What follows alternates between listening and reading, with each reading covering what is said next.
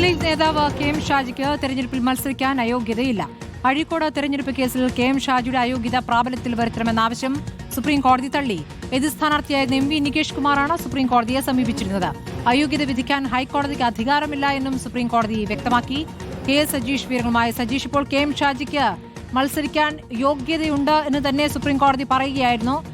എന്തായിരുന്നു M V Nikesh കുമാറിന്റെ ഹർജി?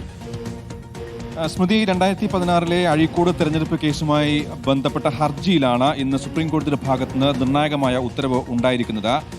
2016 തെരഞ്ഞെടുപ്പ് കേസിൽ നിയമസഭാ തെരഞ്ഞെടുപ്പിൽ മതസ്പർദ്ധ വളർത്തുന്ന ലഘുലേഖകൾ വിതരണം ചെയ്തതടക്കമുള്ള കേസിൽ നേരത്തെ മുസ്ലിം ലീഗ് നേതാവ് കെ എം ഷാജി ഹൈക്കോടതി 6 വർഷത്തേക്ക് അയോഗ്യനാക്കിയിരുന്നു.